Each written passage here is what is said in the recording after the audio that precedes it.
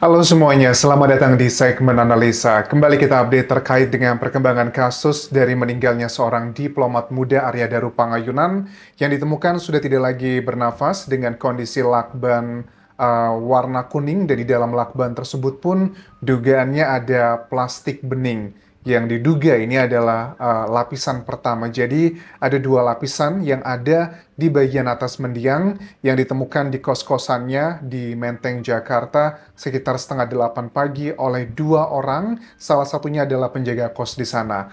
Nah, untuk hari ini adalah satu hal yang cukup membuat kita penasarannya sudah mulai terbuka satu persatu. Kemarin kalian masih ingat nggak salah satu statement dari timnya Kompolnas ya yang mendatangi keluarga mendiang di Yogyakarta, itu ada satu hal dikatakan bahwa kami itu sudah melakukan pendalaman dari pihak keluarga dan juga pihak penyidik.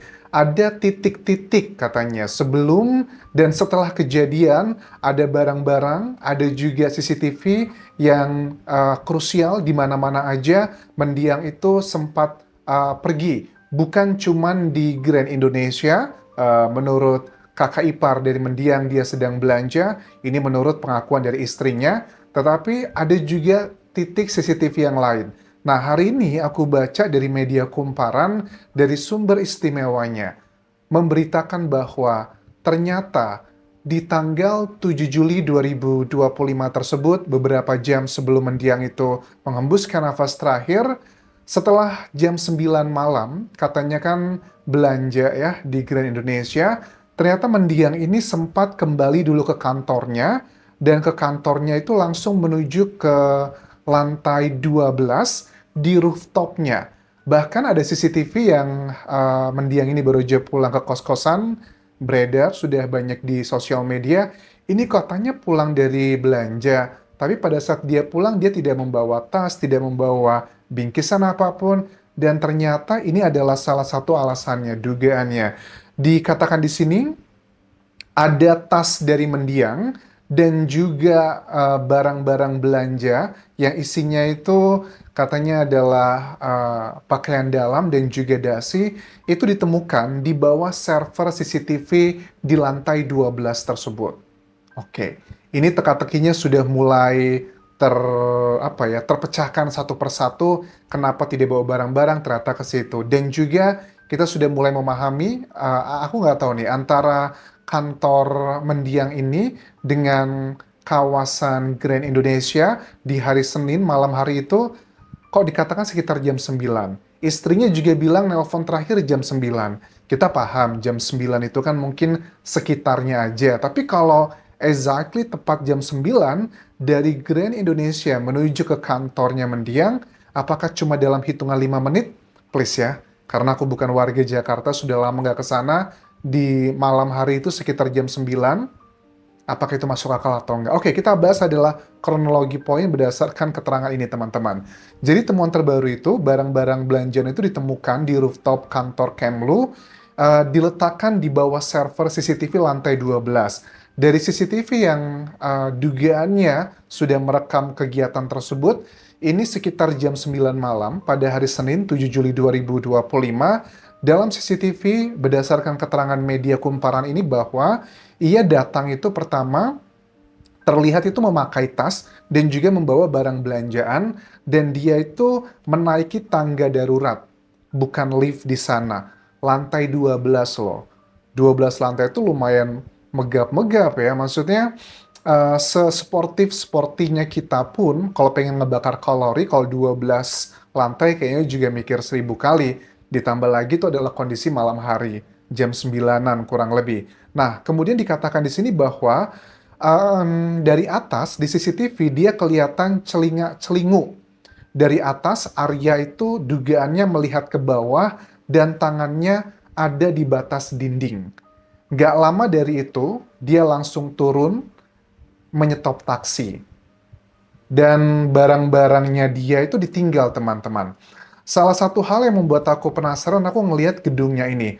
Berarti yang dimaksudkan gedung ini juga merupakan gedung kantornya ya. Please correct me if I'm wrong. Apakah gedung Pancasila ini adalah gedung tempat mendiang juga bekerja di situ? Sepertinya kalau aku lihat dari media adalah seperti itu, dan ada 12 lantai. Dan aku lihat gedungnya kan termasuk gedung yang sangat indah, sangat juga penuh dengan nilai sejarah di sini. Dia ngapain di lantai 12 tersebut? Beberapa hal, aku pernah melihat beberapa orang yang memiliki permasalahan dengan pekerjaan ataupun juga dengan mentalnya. Biasanya orang-orang tersebut cenderung untuk kembali ke tempat-tempat yang menjadi sumber masalahnya. Nah, salah satu dugaannya adalah kenapa mendiang jam 9 malam tersebut setelah ditelepon sama istrinya, yang istrinya lewat kakaknya bilang bahwa Daru itu baru aja selesai belanja, dia mau langsung pulang ke kos-kosan, tapi istrinya sudah nggak bisa lagi menghubungi setelah itu. Itu yang menjadi alasan katanya istrinya itu begitu galau di malam 7 menuju 8 Juli 2025, dia nggak bisa tidur. Ya, banyak yang berspekulasi ya teman-teman. Ini sebenarnya nggak spekulasi juga sih, adalah hal yang common sense. Kalau orang yang berpikir satu poin gitu ya, yang berpikir paling cuma 10-20%, boleh dibilang adalah, ya itu mungkin dugaannya kecil. Tapi kalau hampir mayoritas orang berpikir ada kejanggalan dan penuh kecurigaan, itu namanya boleh dibilang adalah contoh dari public logic gitu loh. Common sense, atau masuk akal atau nggak masuk akal. Seperti aku sampaikan di awal video ngebahas kasus ini, sedekat-dekatnya seseorang, istri, suami, anak, kalau nggak bisa dihubungi sekali dua kali dalam hitungan menit boleh dibilang ya, dan itu juga waktu-waktu tidur. Menurut aku nggak perlu sampai sepanik itu loh, sampai nggak bisa tidur semalaman, sampai 3 kali menghubungi Siswanto penjaga kos untuk mengecek keberadaan dari mendiang. Berarti memang detik-detik terakhir komunikasi dengan sang istri ada sesuatu hal yang menjadi kegelisahan dari mendiang. Dan dari CCTV kan kita udah lihat nih ada 3 peristiwa berarti ya, kalau CCTV yang at least sudah kita ketahui di media. Yang pertama, yang terakhir adalah CCTV yang mendiang, di CCTV-nya menunjukkan sekitar setengah 12 malam lagi buang sampah. Yang kedua adalah CCTV dugaannya adalah ke kantor Kemlu di gedung tersebut, yang katanya dia kembali ke sana menuju ke lantai 12. Dan CCTV yang ketiga adalah ya di sepanjang area pusat perbelanjaan di Grand Indonesia, termasuk juga tempat taksinya. Jadi 3 tempat ini itu menurut aku adalah salah satu petunjuk nyata yang tidak terbantahkan. Nah, kita coba bahas adalah barang-barang yang dibelinya. Nanti kita coba lebih detailkan lagi teman-teman. Cuma poin yang di sini adalah dia belanja dasi dan juga pakaian dalam.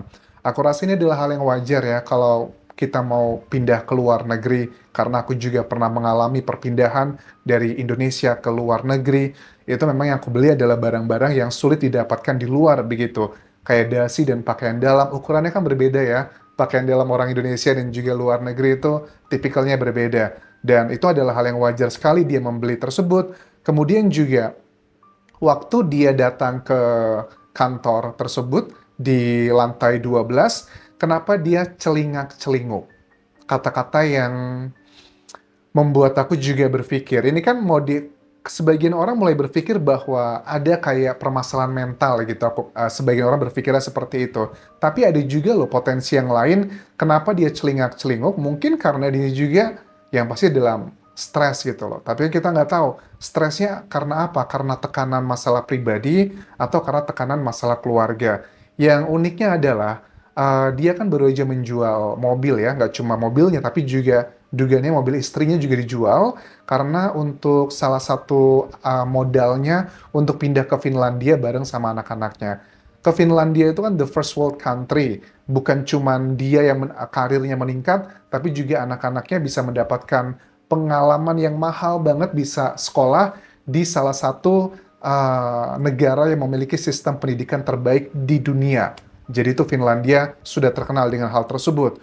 Kemudian ada banyak cerita yang disampaikan dari pihak keluarga, begitu semangatnya buat memulai hidup baru, karirnya meningkat, tapi kok ada orang yang yakin bahwa ini terkait dengan dia mau mengakhiri diri sendiri. Secara logika, secara trait atau sifat-sifat atau perilaku-perilaku menjelang kepergiannya, itu sama sekali nggak masuk akal. Dia masih begitu excited, bahkan juga Seperti kalian tahu keterangan salah satu penjaga kos, ya, Siswanto juga mengatakan bahwa di malam kejadian mendiang itu saat buang sampah, ya salah satu sampahnya adalah dugaannya bekas makanan yang dia pesan dari aplikasi online. Orang mau mengakhiri diri tapi kok masih makan, masih buang sampah.